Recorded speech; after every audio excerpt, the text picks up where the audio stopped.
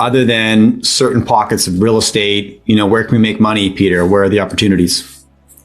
Well, again, I think being a debtor, if you put the borrowed money to the correct use, you could become a big winner through inflation, because inflation is a massive transfer of wealth from creditors to debtors, especially when the inflation is not accurately reflected in the interest rate that you're borrowing. Because obviously, if the lenders understand how much inflation there's going to be, they're going to build that into the interest rate, and you're going to pay a higher premium. But clearly, inflation premiums are not in the interest rates. Now, a lot of that has to do with government intervention. Government has mispriced credit. Because of government intervention, borrowing money is much cheaper than where it would be if there was a free market. So whenever government makes something artificially cheap, well, you're going to get more of it, right? So you want to take on more debt because you're not paying a real market price for that debt. Yeah. But, if you just borrow a bunch of money and then just take a vacation and, buy some clothes and some consumer electronics, you're not going to have anything to show for the borrowed money. But if you use it to accumulate real assets, especially income producing assets, then it's a home run for you as far as your net worth is going to be. So I like to buy income producing assets in countries that I think have much sounder economic fundamentals, which is why I'm, not buying in the US. I'm buying stocks outside the US. I'm also trying to buy companies that have a lot of resources that have real value, and not just natural resources, but man-made, plant equipment. Companies that generate earnings today, not that have pie in the sky estimates. So, well, maybe we'll make money in the future, but right now we're losing a ton of money, right? I want companies that are making money now and that are paying dividends now, and that can raise their prices along with their costs and return that to me as a shareholder. And I think, I think gold and silver are underpriced because people are underestimating how bad inflation is going to be.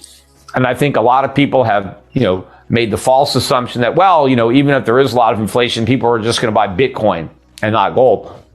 I think that's completely wrong. So I think people are overestimating the long-term staying power of Bitcoin or other cryptocurrencies. So looking beyond that bubble, there's going to be a lot of money moving back into a real asset, a real inflation hedge. And so I think obviously the bigger leverage then is going to be in the mining stocks, because those stocks will really go up a lot relative to the increase in the price of gold and silver. Got it. Now, when you say you're looking at real estate in countries with sounder fundamentals, what countries make the top of that list? Well, not just real estate. I'm not buying property. I'm buying companies. Some of the companies I own are property trusts, where they own commercial property or industrial property. I'm not really residential property per se. But it's more businesses that that I want to own than just being a landlord. That's still a business, collecting rent. But and I have those type of stocks. But I'm invested, in Asia, Southeast Asia, in Europe, South America, Australia, New Zealand. Those areas. A pretty good diversified mix. No countries are perfect, but I think of the developed countries, the U.S. is in a uniquely vulnerable position as the issue of the world's reserve currency. We've had this exorbitant privilege, and losing that privilege is going to have profound implications that other nations are just not going to have to deal with that, because they never got the privilege to begin with. So their economies never got to be completely transformed based on the exercise of that privilege. So when you've built an economy around a certain set of dynamics, and then you don't have that anymore. Like America, we built an economy where we all spend money. We all borrow money. We don't have to produce stuff. We just print money and buy whatever we want. And we've been doing that for a long time. And when we can't do that anymore, it's going to be a huge problem in the United States. And, how we're going to react to that politically, it's very, very dangerous, given, the mood of the electorate and how they view things. Right. So I think it's, assets here, it's very, very risky politically, assets in the United States, and the value of our assets relative to assets overseas. Yeah, these problems have certainly been building up over decades, not years. Right. And there were a lot of people who read the writing on the wall, back in the 60s and 70s and warned about where we were headed. And they were right. It's just taking a lot longer to get there than they would have imagined. And I think, therefore, because the warnings have been coming for so long without any dire consequences, the warnings are now dismissed, right? Yeah. Because, hey, look, clearly it's not a problem. But if you go back and you look at America, let's say in 1970, and you look at what's changed over these 50 years or so. Back in 1970, America, or even 1980, but America was the world's wealthiest creditor nation. Now we're the biggest debtor nation. So we've gone from a position of extreme assets to extreme liability. We used to have the world's biggest trade surpluses. Now we have the world's biggest trade deficits. So clearly, right, we've gone from a position of strength to a position of weakness when it comes to global trade. And of course, trade surpluses and being a net creditor nation go hand in hand, because the reason you become a creditor nation is because you invest your trade surpluses, right? But we've had deficits, and we've had to finance those deficits by selling off our assets. So we've gone from being way up here to being way down there, right? So that's a big transformation.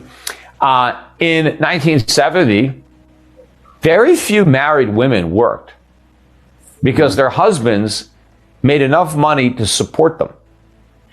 Now, almost all married women work by necessity, not by choice. It's not that they're liberated. They were liberated before when they could choose not to work. Now they kind of are forced to work because their husbands can't support them the way they could in 1970. And so the fact that you now need two people to support a family as opposed to one, that represents a significant decline in standard of living. I also think people have smaller families today than they did back then, not by choice, but by necessity. They can't afford to support kids the way they could back then. Also back in 1970, the average American was much better prepared for retirement. They had a lot more retirement savings. Today, people have no savings. In fact, they're loaded up with debt. A lot more people own their home free and clear, didn't have a mortgage. Most people didn't have a car loan. They had a car by 1970, but they didn't really have a loan. Now people got mortgages on their cars. So we have a much weaker economy. We've been able to maintain the trappings of wealth by going into debt, by sending our women into the workforce. So a lot of these things have happened because had the women not gone to the work, we probably would have had a crisis a long time ago, right? If the women tried to stay home, the whole thing would have imploded.